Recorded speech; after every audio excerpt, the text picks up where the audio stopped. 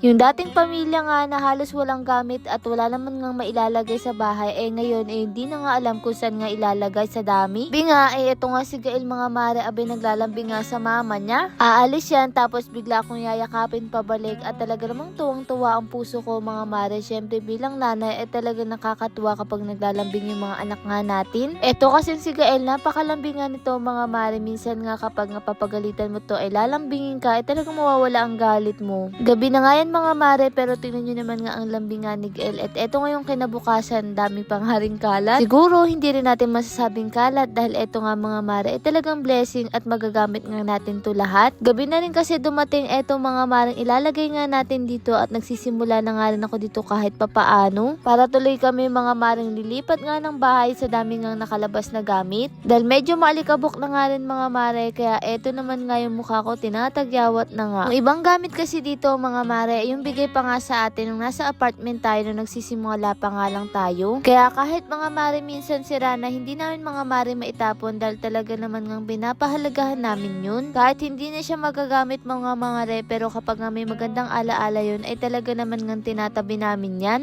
At eto nga mga mare, na ilagay ko na nga dito yung mga bag at eto naman nga yung mga basahan. Ang dami na rin pala natin mga basahan na naipon na nabili dahil eto pala mga mare yung mga binili natin nung pa-blessing nga natin. Pero simula nun hindi na nga rin to nailagay mga mare. Dahil syempre ito yung unang bahay natin kaya hindi rin natin yan mga mare malelet go kahit hindi naman nga natin nagagamit na. Ang tanging solusyon na lang talaga dito mga mare ay ayusin nga at i-organize nga dito para hindi masakit sa mata. Ito pa nga yung mga t-shirt mga mare na nililigpit ko nung pinagawa pa nga natin to sa apartment. Habang abala nga ako dito, si Gael pumunta nga dito mga mare dahil napagalitan nga ng papa niya at eto ako naman nga ang ginulo. Paano kasi habang nag-aasikaso ang papa niya siya din nakikigulo mga mare, gusto nga rin siyang makatulong. Mag-aalas 12 na nga kaya kumain na nga rin kami mga mare kasi nakaramdam na nga rin kami ng gutom. Tuwa naman nga kami dito para kami isang pamilya na nagsisimula nga ulit. Ganito nga yung sa apartment mga mare, wala kami lamesa kaya dito nga lang kami sa sahig nakaupo at kumakain. Ang pagkakaiba nga lang ngayon ay may Gael na nga mga mare ditong napakakulit. Pero sabi namin dadalasan namin ang pagkain dito sa lapag dahil etong si Gael maliksi talaga siyang kumain kapag nga nandito kami salo-salo. Kapag kasi sa lamesa talagang mabilis nga siya mga maring madistract at kung ano-ano ang ginagawa niya. Syempre kasama rin pala namin sa paglilinis nga si mama at bago nga yan mga mare kumain talagang napakaraming kwento. Pero sa totoo nga lang parang banding na nga rin namin itong paglilinis na to mga mare. Ang sarap din talaga kumain nga ulit dito sa lapag na magkakasama. Kung sa bagay wala na rin naman talagang gaganda basta magkakasama ang pamilya kahit ano pa ang nandyan. Nakakatuwa nga rin mga mare, marami na naman nga tayong pa-orders kaya maraming salamat sa inyo. Maswerte nga hanggang ngayon meron pa nga tayong pa-previous na meshnet kaya naman mga mare pwede na nga kayong umorder. Ang kagandahan sa ating Mariglo, nakakatulong siya makapagpalighten ng ating balat, pekas, melasma. Nakakatuyo nga rin siya mga mare ng tagyawat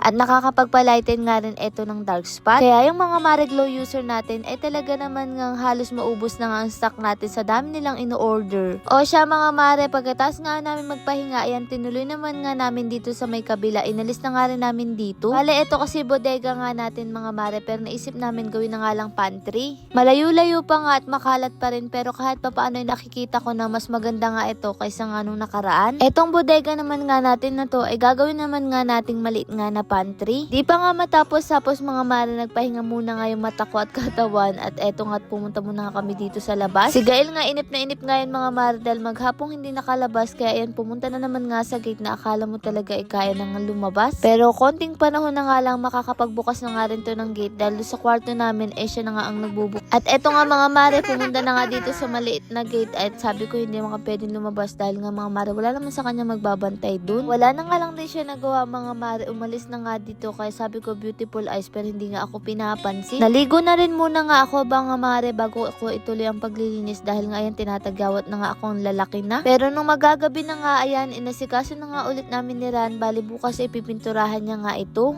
Pero sa ngayon nga mailagay muna nga ito para mailagay na nga rin yung mga gamit na kailangang ilagay. Para bukas nga mga mare pinturahan man iusog na lang daw niya. Alas 6 na nga ng mga oras nga na to, ayan nga nagulat pa nga ako dito kaya nalalaki ang mata ko. Lord, marami pong salamat sa lahat ng blessing at syempre sa inyo mga mare, paano ba yun bukas na lang ulit?